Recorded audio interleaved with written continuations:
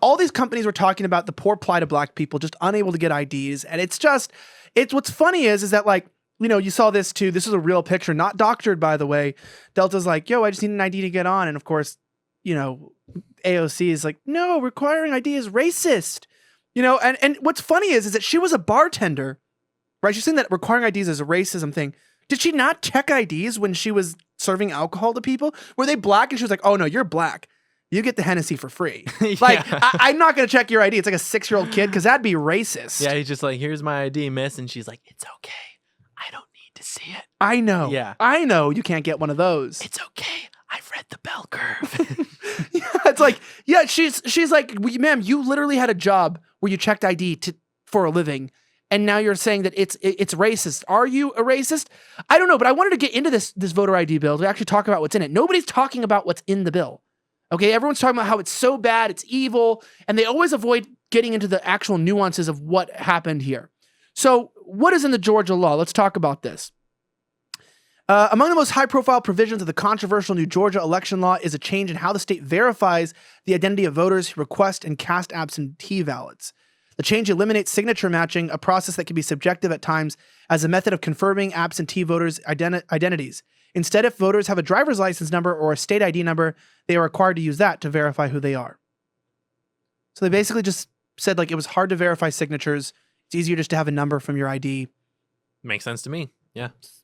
But that's racist. No, it is. Like, it makes sense to me, but then I'm white, and so I have to remember that, like, my brain Logic is racism. No, it is. It's a construct of white supremacy, according to the taxpayer-funded African American History Museum in D.C., along with things like a focus on work ethic, punctuality, and time, which I demonstrated a lack of today, being 10 minutes late. All sorts of different things. Savannah, I know that I'll never ask you to show your ID because I just want to be sensitive to you here in the studio. I don't want to cause any problems. That's why she got the confetti. Yeah. Confetti of color. The consolatory confetti. The participation trophy. We just really needed to be seen on this show. And so anytime I can add color into, the show here, I do. I really do. Right, but we found out that it's not just Georgia that's racist, right, Savannah? Everybody's racist, right? Because this is racist. It's racist to ask for IDs. We also found out a few companies recently. Instagram is a racist company. Check this out. Ooh. I tried to get verified and wanted to ask, please attach a photo of your ID. Oh, so black influencers can't get verified now? You don't want black people to be successful in the entertainment industry? You don't want black people to be able to get their videos out there? You don't want Lil Nas' satanic worship video to get out to more young children? I was about to answer yes to those questions. Like, after that Lil Nas X video, like, maybe we can take a break. I don't know. That was a lot to watch. I don't think any community needed to see that, but here we are. Yeah, and did you also know, too, one thing that I know from following Lil Nas on Twitter, who's a great cesspool of information, is that on the scene in the video, he specifically had the digital graphics team had him go upside down on the stripper pole from heaven to hell so that he actually made a cross sign. So he was on an upside down cross on a stripper pole. So he was like the Antichrist. That's a real thing. And he admitted that on Twitter. So, I mean, like, maybe we just start taking these people at their word. I mean, yeah. What was the verse that he put on the shoe? I think it was like Luke 10:18, which was describing Lucifer's fall into hell. And I think the immediately succeeding verse was like the one that gives us permission to, I give you the authority to like step on snakes and basically conquer evil. So I'm sure Lil Nas likes his snake stepped on. That guy's got some serious fetish problems.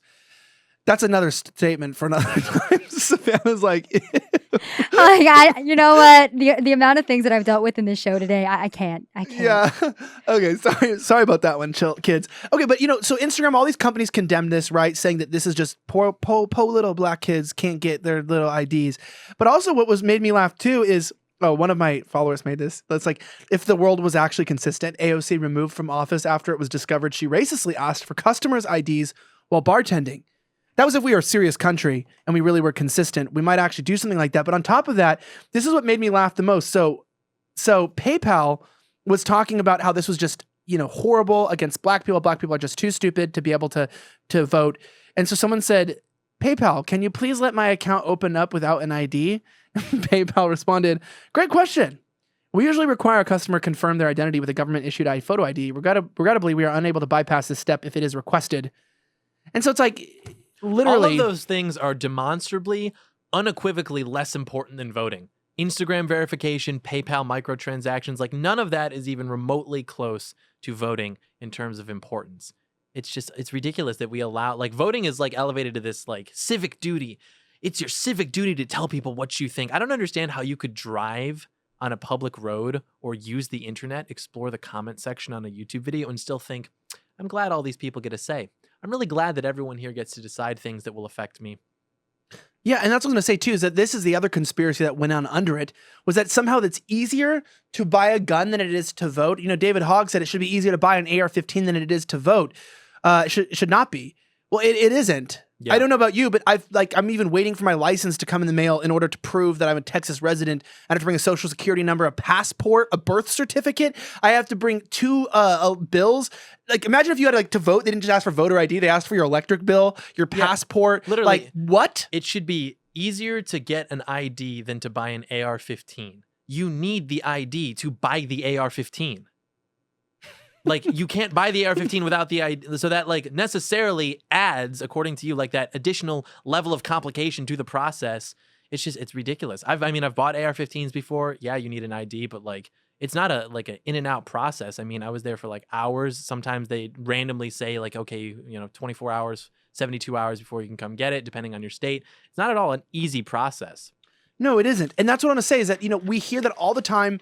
Do we have a clip that we can play where they're saying this even on ESPN? They're not even talking about the fact that it is. They're telling people this fact. And I will say this. I will believe that it's easier to buy a gun than it is to vote when we start compulsively mailing AR-15s to every citizen in California. Yeah. Multiple to houses, too, for people that used to live there in the past. That's the thing. The founding fathers had a negative view of rights, which means that, like, rights shall not be infringed upon. So, like, I have a right to do this and you can't stop me from doing that.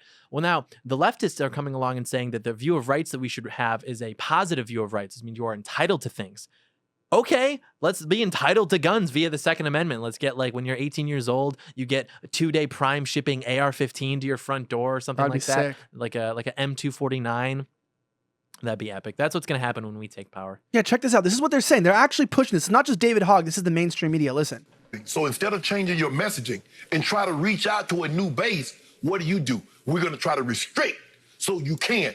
It shouldn't be harder to vote than to get a gun. Now, what's wrong with that picture, Skip? You notice that they're making it harder for you to vote than to get that gun. No, we don't want to do nothing with the gun, though. I want my Second Amendment. What is more democratic than the right to vote? The Democratic thing literally makes me cringe inside a lot too, because we aren't the Democratic Democracy thing is cringe. Well, I mean, I agree, but I also just makes me like, everyone talks about the democratic process. Like, it should be harder to vote than it is now, actually. And we should be not everybody should not be allowed to vote. I think that was a bad decision. I think with the fact that you think one half the country has like an IQ under 85, I think, and you're thinking these people probably shouldn't vote. Are you saying there should be an IQ standard for voting?